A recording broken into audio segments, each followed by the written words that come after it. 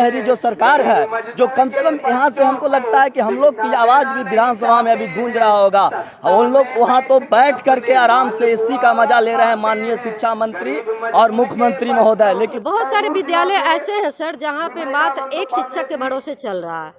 बहुत सारे ऐसे विद्यालय जहाँ एक रूम की कक्षा, एक रूम, मात्र एक रूम है, जिसमें पहली क्लास से लेकर 5वीं क्लास के बच्चे मात्र एक रूम में ही शिक्षा ग्रहण कर रहे हैं। नमस्कार, आप देख रहे हैं बेधड़क बात। मैं हूं आपके साथ वसीम रजा। इस वक्त मौजूद हूं मैं धरना स्थल गर्दनी बाग में। आप देख रहे हैं किस प्रकार यहाँ शिक्षकों का धरना हो रहा है। आप जब शिक्षक की धरना की बात करते हैं तो आप एक खास बात को याद रखिएगा कि यहाँ उपद्रव नहीं होता है। ये शिक्षक हैं जो अपना मान सम्मान बचाते हैं। यहाँ पे नए नए कविता गाया जा रहा है, शांतिपूर्वक यहाँ बैठे हुए हैं लोग, यहाँ महिलाएं हैं, यहाँ पुरुष हैं, सभी लोग एकजुट होकर एक बेहतर माहौल बनाए हुए हैं। इनका सिर्फ एक ही कहना है कि सरकार इनकी बात, इनकी मांग को बस सुन ले। हालांकि हमारे साथ अभी मौजूद हैं हमारे आनंद जी गया जिला से और प्रीति जी नालंदा जिला से। बहुत बहुत स्वागत है आप दोनों का।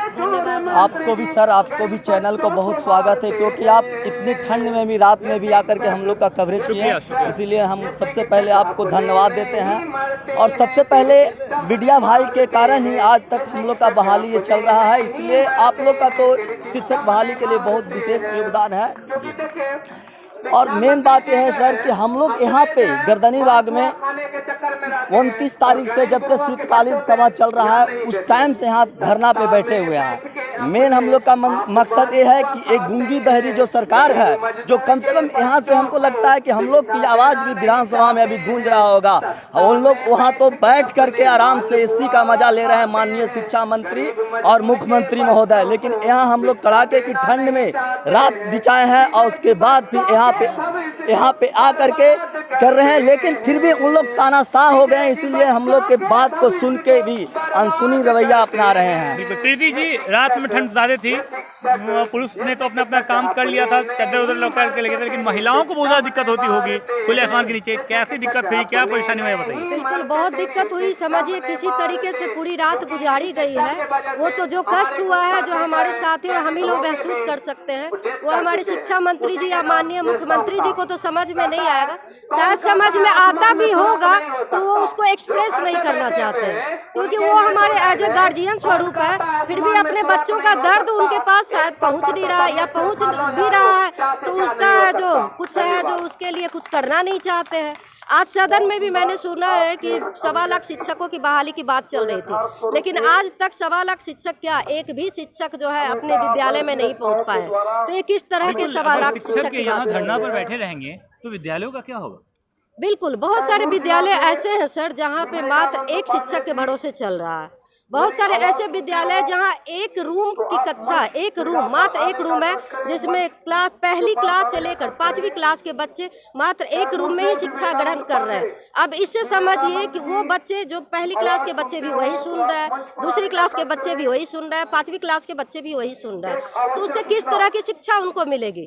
जब तक शिक्षक पहुँचेंगे नहीं तो उन्हें अलग अलग क्लासरूम में डाला नहीं जाए। ऐसा इसलिए हो रहा है कि शिक्षकों की कमी है, इसलिए एक ही रूम में डाल दिया जा रहा है। तो मेरा माननीय शिक्षा मंत्री जी और माननीय मुख्यमंत्री जी से यह विनम्र निवेदन है कि सर जल्द से जल्द हमारे जो भी चयनित शिक्षक है 38,400, हम लोग का जो स्थान है हमारा विद्यालय, वहाँ हमारे विद्यालय में हमें पहुँचाने का कष्ट करें, तो हम हमारे तरफ से उनके लिए बहुत बहुत धन्यवाद होगा। जी बिल्कुल आनंद जी, मुझे एक बार बताइए कि लोग कह रहे हैं कि आप लोग यहाँ धरना दे रहे हैं, लेकिन कहीं ना कहीं लोग कह रहे हैं कि राजनीतिकरण बहुत ज्यादा हो रही है। नहीं सर, राजनीतिकरण क्या होगा, हम लोग खुद शिक्षित वर्ग हैं और उनको ये मानना चाहिए किसी राजनीतिक पार्टी में इतना दम नहीं है कि हम लोग शिक्षित समाज को वर्ग ला सके। सबसे पहली बात यह है कि हम खुद एक सरकारी स्कूल से पढ़े हुए हैं और सरकारी स्कूल की क्या परिस्थिति है उसको हम बहुत बारीकी से जानते हैं।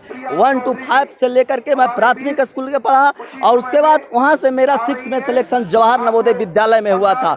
जवाहर नवोदय विद्यालय भी एक सरकारी संस्था है, लेकिन वहाँ की पढ़ाई और उसके समकक्ष जो बिहार सरकार के स्कूल था बगल अगल में, जहाँ पे हम लोग जाते थे तो वहाँ का पढ़ाई का व्यवस्था इतना चौपट था, तो उसी समय हम लोग ठाने थे कि सरकार हम लोग के पढ़ाने में इतने पैसा, भले वो सेंट्रल सरकार के द्वारा चलाया हुआ स्कूल था, लेकिन था गवर्नमेंट का।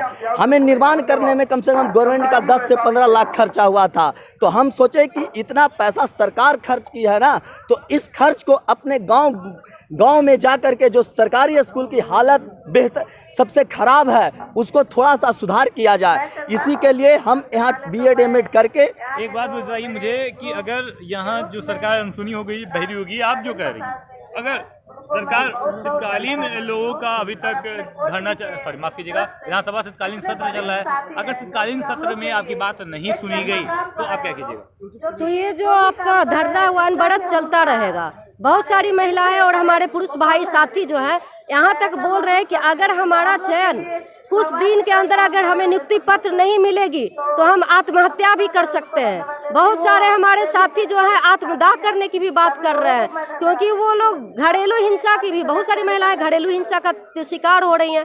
बहुत ताना सुनना पड़ता है। बहुत सारी मैरिड बहनें हमारी हैं, उनको ससुराल में ताना सुनना पड़ता है कि क्या पढ़ी थी, क्या जाकर सीटेट का क्लास की थी। कितने बहनें हमारी अपने ससुराल के परिवार के विरोध में जाकर सीटेट का क्लास की हैं और सीटेट उत्तीर्ण करके और इस बहाली में वो शामिल हुई है, उसके बाद भी नियुक्ति पत्र नहीं मिल रही है। सालों से ज्यादा गुजरना पड़ता होगा। बिल्कुल बिल्कुल गुजरना पड़ता है। क्या आपका शुभ नाम क्या हुआ? मेरा नाम मनोज कुमार हुआ। मनोज कुमार जी, कहाँ से हैं आप? मैं बेगूसराय जिला के जिला अध्यक्ष हूँ, बेगूसराय से हूँ। यहाँ पर आप आए हैं, क्या लगता है कि आप इस सभा में जुटे हुए हैं, तो क्या आपको सफलता मिलेगी? सफलता क्यों नहीं मिली? सफलता क्यों नहीं मिलेगी सर? क्योंकि ये जो है ना, बहाली आंदोलन से ही खुली है और बहाली अंत भी आंदोलन से ही होगी। नहीं, अंत से तो होगी, लेकिन अभी तक तो आपकी बातें नीतीश कुमार तो नहीं सुन रहे हैं। क्या लगता है नीतीश कुमार सुनेंगे आपकी बात? नीतीश कुमार भी चाह रहे हैं कि इन लोग का परीक्षा लें, क्योंकि हम लोग का जो है ना शिक्षित होने का परीक्षा ले लिया है, अब मेंटली परीक्षा लेना चाह रहे हैं। इसलिए वो हमारे पेशेंस को देख रहे हैं कि कितना दिन टिक पाता है, क्योंकि हम लोग शिक्षक है तो हर तरह पेशेंस आपके अंदर पेशेंस है। जब तक हम लोग की बात नहीं सुन सकते तब तक हम लोग धरना दे रहे हैं। पेशेंस यही है। अगर लाठियाँ अगर बरसने लगेगी तो? लाठियाँ बरसने क्या दिक्कत है? हम लोग देखिए बच्चे को हम लोग जो है ना पढ़ाने के क्रम में जो है ना बहुत सारे इस चीज़ जो है बहुत सारे बाधाएं को झेलते हैं, क्योंकि यदि हमको जॉब करना रहता ना तो हम दिल्ली में जाके कर सकते, अदर राज्य में कर सकते थे। लेकिन बिहार में आने का एक ही मकसद है कि हमको बिहार में शिक्षित पैदा करना है, ना कि बेरोजगारी पैदा करना है। बिहार में शिक्षित ये पैदा करना चाहते हैं, मेंटली प्रेशर से झेल लेंगे। क्या आपको लगता है ये बात सच कर रही है? ऐसे ये बात सही कह रहे हैं, लेकिन अभी आपने बोला था, आप बोले थे अभी कि अगर सरकार आप लोग की बात नहीं मानेगी तो क्या करिएगा। तो पहले तो सबसे पहले आपको हम आपके चैनल से उनको ये संदेश देना चाहते हैं कि हम शिक्षक साथी जहाँ पे रह रहे हैं उस जगह का आपने बहुत बारीकी से मुआयना भी किया है, वहाँ सांप बिच्छू सब है। जब हम लोग को मौत से डर नहीं है तो इनके डंडे और लाठी से हम लोग अगर डरने वाले नहीं हैं। और जब तक लिखित रूप में वो अगर नहीं डेट देते हैं तब तक हम लोग का आंदोलन यहाँ चलना पड़ेगा, चलते रहेगा। और अगर वो मान ले, इतना ही नहीं, हम लोग को जितने टीचर जितने टीचर कंकड़बाग या फिर बहुत सारे सर हैं उनसे भी कांटेक्ट है, जितने बैंककर्मी हैं, जितने मतलब सरकारी या मतलब जिनके हैं वो सब हम लोग को मदद करने के लिए तैयार हैं, क्योंकि उन लोग सभी शिक्षा व्यवस्था को सुधारना चाहते हैं।